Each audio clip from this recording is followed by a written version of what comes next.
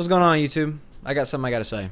There's been a disturbing trend that I've noticed in the metal scene over the last few years, and it's kinda come to a head more recently. So, as some of y'all may know, the Trivium and Bullet for My Valentine co-headlining tour, which if you don't know, they're celebrating 20 years of Ascendancy and The Poison, two very phenomenal, influential albums in the early 2000 metalcore scene. Bullet for My Valentine just pulled out of the remaining tour dates and essentially just canceled the entire rest of the tour. Because I think Matt from Trivium came on and made a statement saying that they had an album that they were wanting to do, which, to play devil's advocate, I understand if you have plans for an album, and you obviously you got to honor that.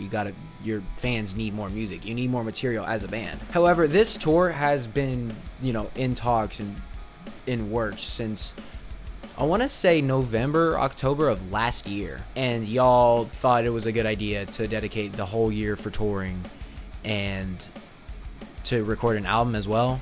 I'm not here to knock on anyone's process, but that just seems a little fishy to me. Like, if you're going on tour or if you're going to an album, you should stick to that.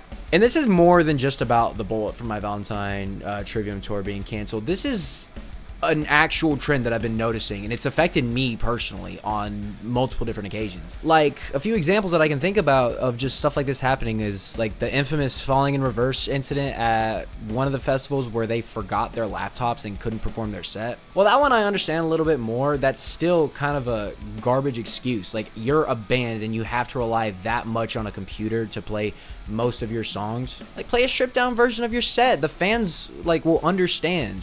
I know no one wants to cancel a show for something like this, but you're a band, act like it. You don't need fancy computers and all that stuff. I understand if you need a click track, especially up on those big festival stages, but I'm pretty sure a lot of the opening bands that play there don't even have in-ears, and they just have the little vocal wedges or the monitors down on the floor and just go off of that and play to each other because they're musicians. Last year, too, Bad Omens having to pull out of the remaining tour dates because of Noah's mental health, which, yeah, mental health is very important, and it is probably for the better that they did that, but that still let down a lot of the fans. Even citing back to Blue Ridge as, that whole festival being canceled because they didn't look at the weather right. And the same thing that happened with Louder Than Life last year. I went to Louder Than Life last year and got, might be my one and only chance to see Slayer gutted from me because they booked them on the day that it was gonna have torrential downpour, and we all knew it a month before the festival. So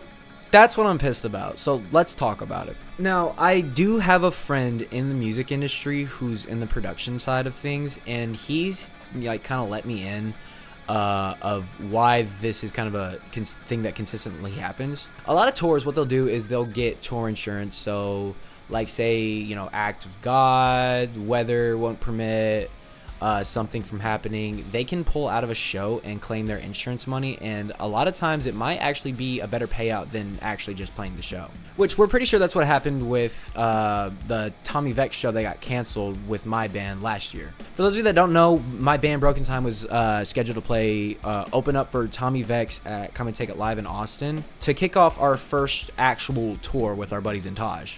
He had already canceled most of the tour dates before that, and we were worried that we were going to get canceled too. However, he made a promise that he would honor the remaining Texas dates. So we get to the few days before the show, and then he just drops an Instagram post saying that unfortunately, due to mental health stuff as well as financial things that are out of his control, he had to drop the rest of the tour. Keep in mind, with 2 days notice. So me and my band, we're all scrambling to even figure out, hey, what are we going to do? This was supposed to be, a big show. We have tickets that are sold. People are coming to this show that they're not coming for Tommy Vex or any of the other bands. They're coming for us. So we had to go out and give out refunds because we didn't have a website link to give refunds. We took cash. So we had to go and drive to everyone's houses or have them meet up in public to give them refunds. That's not a good look for an opening band, nor is it even that's a terrible look for a national touring act. Thankfully, we were able to hop on another show, and we gave rebates to the people who bought tickets for that show. They got in for free and a $5 rebate. So we made the best of a shitty situation. So that's one, and already, I can tell you that that's already screwed us over on that. More recently, we had a show canceled. This coming July, we had a show with a band called Empty Graves. They were going on tour. They recently just dropped that tour for they're citing some personal issues. I can respect them for giving us more than enough time to find a replacement show, which we have. More than enough time to, you know, give fans an opportunity to give refunds if, you know, they're able to get refunds, as well as just enough time to just, like, hey, like, this isn't happening. We're sorry, guys. And it was a genuine apology.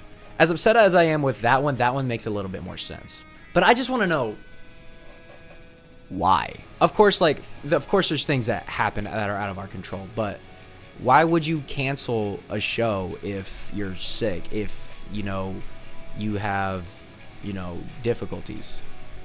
Like, even one of my favorite bands of all time, Tala, they will routinely play shows where their frontman is sick. Like, the first time I saw them, he came out and he had, like, a mad case of food poisoning or the flu or whatever. And he said it was like, hey guys, not having a good time right now. I'm having the flu, but I'm gonna try to get through this set for you guys. And he fucking killed it. Every high note, every high scream, every single thing vocally that he did. And in my opinion, like, drummer and vocalist are the two hardest things to perform while you're sick. Nobody wants to do it. And if you need to, can we please just not cancel the fucking show? Like, it's actually starting to get ridiculous. Vocalists will perform when they're sick. Guitarists perform when they're sick. Drummers perform when they're sick. But all of a sudden, recently, oh, I'm sick. My mental health's not the best. I'm just gonna cancel the rest of the tour. Like, why?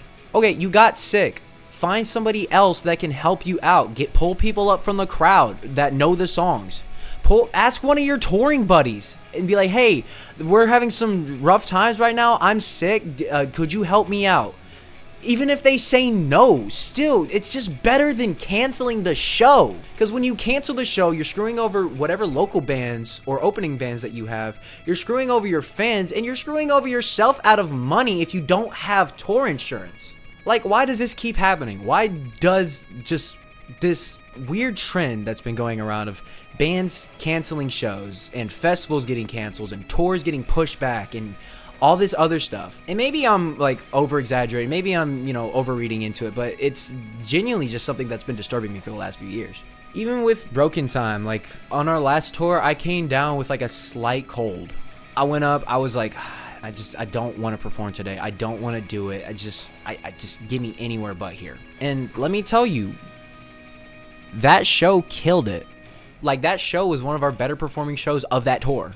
All I did to fix my mood was just have a beer and have a burger. All of my worries went away. I do this because I love this. So I went ahead and stuck it out, and we didn't lose money. We didn't have to cancel a show. No bands got screwed over. And guess what? I was perfectly fine to do vocals the next day. Even if you're sick, you're still able to perform and do it safely. You don't have to stick around the venue. If you're sick, get on and get off. You're already on the road. Like, you're not escaping this. You can't go back home and go to bed. You're in this. I don't know. This is just something that I really wanted to come on and talk about and rant about. And it's, bands, please stop canceling shows and tours and festival dates and all that stuff. Like, you made the commitment, honor it. If you're gonna make the commitment, honor it. And if you can't honor it, then just be honest. Be like, we oversold it, you know, not doing too well mentally. That's why I still respect, you know, the Empty Graves guys, because they were just honest. Like, hey, we didn't want to do this. Even with the Bad Omens guys canceling the rest of the tour, it's like, hey, we didn't want to do this either, but it is getting to a point where it's concerning and it would probably be for the betterment. I'm still giving them shit about that decision, but they were at least honest with us. And they gave us time. Do not cancel a show 2 days before the show, Tommy! Before I go, I want to say thank you guys for the support on the recent How to False Chord Scream video. I wasn't expecting that video to get like 1,000 views in like 3 days, so that shows me, if anything, that y'all want more vocal stuff. So expect more of that stuff to be coming out. I am going to be trying to record and upload more on this YouTube channel. Maybe more stuff like this where it's just rambly type videos, just talking about whatever's on my mind. Yeah, I hope this video made sense. I hope, like, you guys enjoyed this video. If you did, of course, leave a like, subscribe, whatever the hell YouTubers say. I don't care. I'm here to talk shit. Come back for whenever I eventually post again. I'll see you guys next time.